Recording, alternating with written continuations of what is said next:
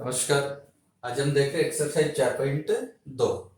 तो पहला प्रश्न है, यदि ये दी गई सारणी के 0 है तो L अनुपात M ज्ञात कीजिए। देखिए सारणी को अगर हम हल करें इसको तो सबसे पहले आइएगा अग्र विकर्ण के अवयवों को जो मल्टीप्लाई करेंगे तो 3L minus 2M equal to 0।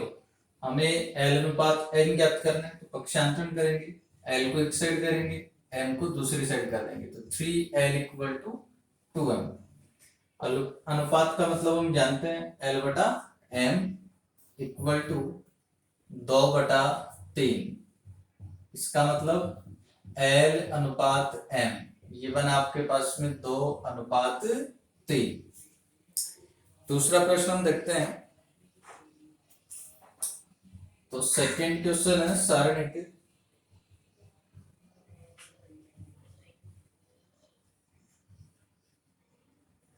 2 3 4 3 6 5 1 8 9 इसकी द्वितीय पंक्ति के अवयवों की उपसारणी ज्ञात करिए। तो दूसरी की पंक्ति के अवयवों की उपसारणी देखेंगे। तो सबसे पहले देखेंगे 3 का उपसारणिक। तो 3 का उपसारणिक, अब 3 का जो उपसारणिक है इसको देखिए किस प्रकार से देखेंगे।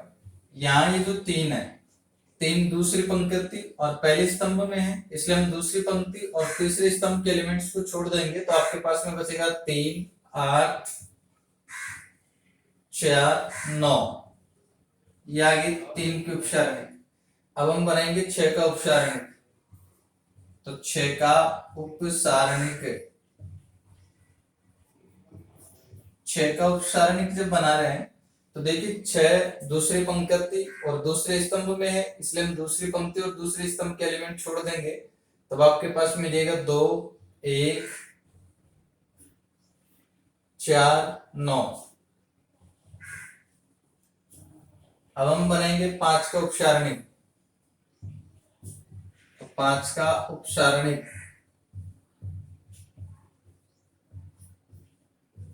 देखिए 5 का जो उपसारणिक है, 5 दूसरी पंक्ति और तीसरे स्तंभ में स्थित है, इसलिए आप दूसरी पंक्ति और तीसरे स्तंभ के एलिमेंट छोड़ दीजिए तो आपके पास में आ जाएगा 2 1 और 3 8। ये आपके पास में आ गया 5 का उपसारणिक। तो हमने ज्ञात कर लिया दूसरी पंक्ति के सभी अवयवों की उपसारणिक।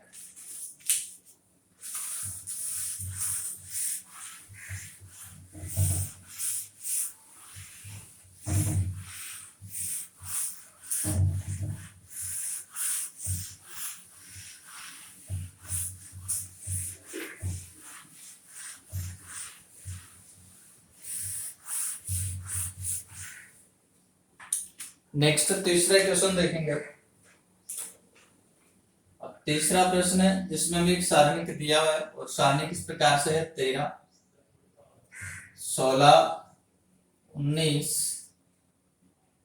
14 17 20 15 18 और 21। तो सारणी का मान ज्ञात करिए। अब देखिए सबसे पहले संक्रिया यूज कर लेते हैं एक बार R2 में, और R2 में हम संक्रिया लगा लेते हैं R2 माइनस R1। इसी प्रकार से R3 में भी संक्रिया यूज कर लेते हैं और R3 में संक्रिया लगा देते हैं R3 माइनस R1। तो अब देखिए क्या बनेगा। R1 को तो हम एज इट इज लिखेंगे तो आ जाएगा 13 16 19। R2 को देखते हैं तो 14 माइनस 13 1, 17 माइनस 16 1, 20 माइनस 19 1।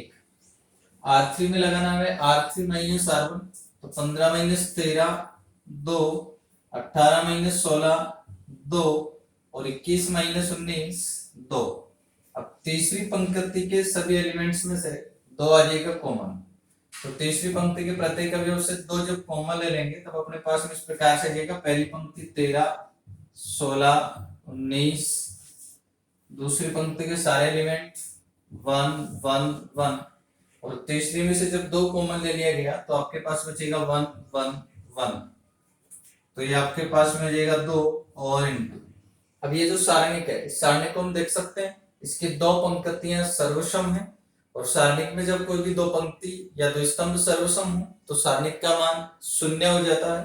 तो यहाँ दूसरी और तीसरी पंक्ति सर्वसम है, इसलिए सारणिक का मान हो जाएगा 0, और मल्टीप्लाई कर दिया तो ये आपके पास में आएगा 0।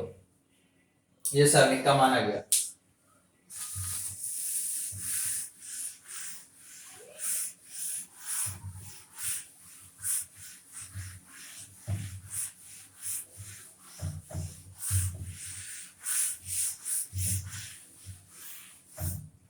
Next question 4।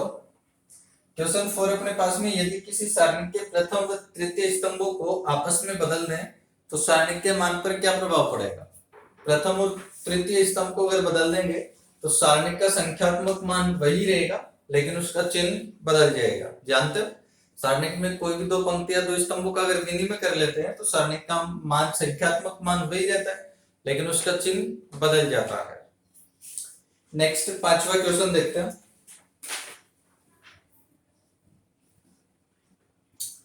सिद्ध कीजिए, हमें सिद्ध करना है सारणी के पहली 1yz y plus Z 1 zx z plus x 1 xy x plus y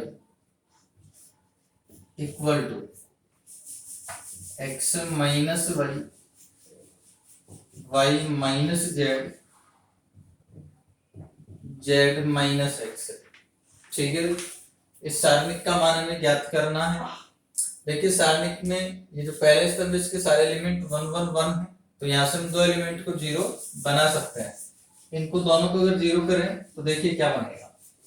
R1 में हम संक्रिया लगा देंगे R1 माइनस R2, और इसके बाद R2 में हम संक्रिया लगा देंगे R2 माइनस R3। ठीक है, संक्रिया लगाएं तो जो LHS है वो अपने पास में इस प्रकार से हो जाएगी।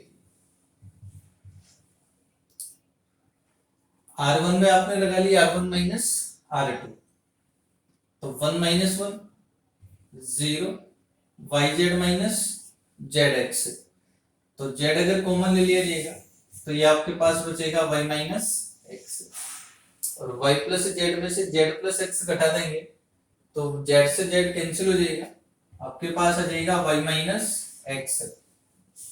इसी प्रकार से R2 में जब आप लगाएंगे R2 माइनस R3 तब बनेगा 1 minus 1 0 zx minus xy, x common आ जाएगा बचेगा z माइनस y, और z प्लस x में से x प्लस y जब घटा देंगे x कैंसिल हो जाएगा तो z माइनस y, और तीसरी जो पंक्ति इसको आप एज इट इज लिखेंगे तो 1 xy x प्लस y। अब हम यहां से देखें, पहली पंक्ति से y माइनस एक्स कॉमन आ जाएगा, और दूसरी पंक्ति से z माइनस y कॉमन आ जाएगा।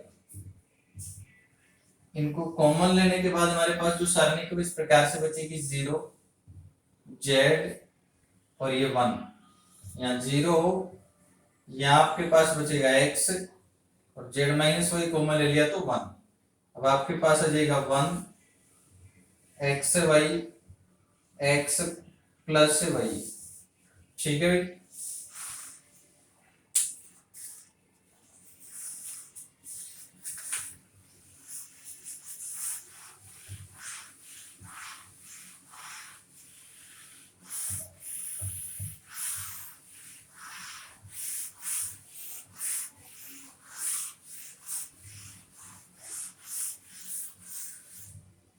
ठीक है, देखते हैं। अब हम संक्रिया लगा लेते हैं R1 में R1 माइनस R2, ताकि ये एक और एलिमेंट आपके पास मिलेगा 0। तो संक्रिया लगा दी हमने R1 में R1 minus R2 equal to, एक बार तो हम y माइनस एक्स और z माइनस y, इनमें से दोनों में से अगर माइनस कॉमन लेंगे तो यहाँ से माइनस कॉमन लेने पर तो आपके पास बनेगा x माइनस y, और इनमें से माइनस कॉमन लेने पर बनेगा y माइनस z, और बाहर तो माइनस माइनस बन जाएगा प्लस। अब ये जो सारणिक है, इस सारणिक में आप संक्रिया लगा के लिख रहे हैं। R1 में आपने संक्रिया लगाई है R1 माइनस R2, तो 0 माइनस 0 यानी कितना हो जाएगा 0, z माइनस एक्स, 1 माइनस 1 आपके पास आ जाएगा 0। दूसरी पंक्ति आपके पास है जेटी आ जाएगी 0x1 और तीसरी आ जाएगी 1xy x प्लस y। और अब फिर से हम देख सकते हैं कि आपके पास में ये जो पहली पंक्ति है, इस पहली पंक्ति से z माइनस एक्स आ जाएगा कॉमन, तब अपने पास में ये बचेगा x minus y minus z, और पहली पंक्ति से कॉमन आ गया z माइनस एक्स। अब अपने पास में बचेगा 0 1 0 0x1 और 1xy x प्लस y।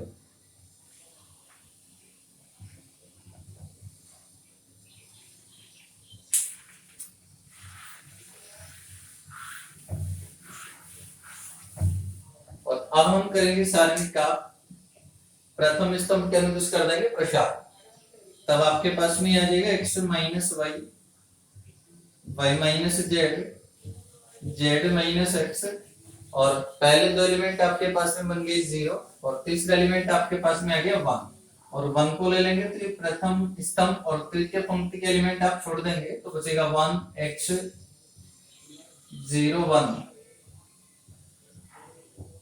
इसको हल करेंगे तो आपके पास आ जाएगा x minus y y minus z minus x, y minus z minus x। इसको जब आप सॉल्व करेंगे तो ये आपके पास में जाएगा 1 माइनस 0 1 माइनस 0 1 बन जाएगा, और 1 से मल्टीप्लाई कर देंगे तो x minus y y minus z minus x। ये हमें सिद्ध करना था।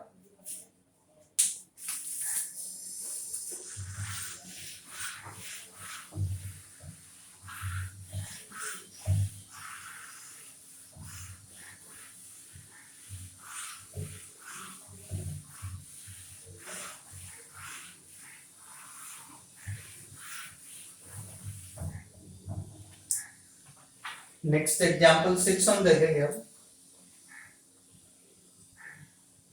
सारणिक का मान ज्ञात करना, और सारणिक अपने पास में इस प्रकार से 0 a square b a square c b square 0 b square c c square 0 sorry c square b और 0। सारणिक का मान ज्ञात करिए। ठीक है, देखिए सारणिक का मान ज्ञात करना, हम देख सकते हैं सारणी का जो पहला स्तंभ है इसमें से a स्क्वायर आ जाएगा कॉमन, तो पहले स्तंभ से a स्क्वायर कॉमन आ गया, दूसरे स्तंभ से b स्क्वायर कॉमन आ गया, और तीसरे स्तंभ से c स्क्वायर कॉमन आ गया।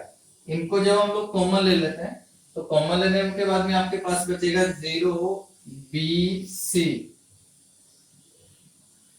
इसी प्रकार से b स्क्वायर कॉमन लेने के बाद आपके पास बचेगा a 0 c,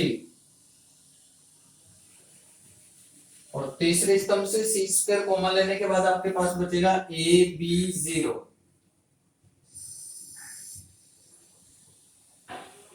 और अब फिर से हम देख सकते हैं पहले स्तंभ से a कॉमन आ जाएगा, दूसरे पहली पंक्ति से a कॉमन, दूसरी पंक्ति से b कॉमन, तीसरी पंक्ति से c कॉमन, तो टोटल एबीसी जब कॉमन आ जाएगा तो ये बाहर बनेगा a cube b cube c cube. अब अंदर देखिए क्या बनेगा, यहां से जब आपने a कॉमन ले लिया तो बचा 0 1 1, b कॉमन ले लिया तो बचा 1 0 1, और c कॉमन ले लिया तो बचा 1 1 0। अब इस सारणी का मान ज्ञात कर लीजिए, a cube b cube c cube. इसका हम प्रथम पंक्ति के अनुदिश प्रसार कर लेते हैं। तो सबसे पहले आ गया 0, फिर ये आपके पास में जाएगा -1, और 1 को ले लिया तो ये प्रथम पंक्ति द्वितीय स्तंभ छोड़ देंगे तो आ जाएगा 0 -1, और फिर ये आ जाएगा +1, और ये +1 प्रथम पंक्ति तृतीय स्तंभ में, तो इनको छोड़ दिया तो आ जाएगा 1 -0, हल करिए भाई, तो आ जाएगा ए क्यूब बी क्यूब और सी क्यूब। ये आपके पास बचेगा 0 माइनस ये -1 तो माइनस माइनस +1, और ये 1 माइनस 0 1 आ गया, और 1 को 1 से मल्टीप्लाई कर देंगे तो 1, और 1 + 1 2, 2 से मल्टीप्लाई कर दिया तो 2, ए cube B cube C cube. ये आ गया आपके पास में क्षणिक का मान। धन्यवाद।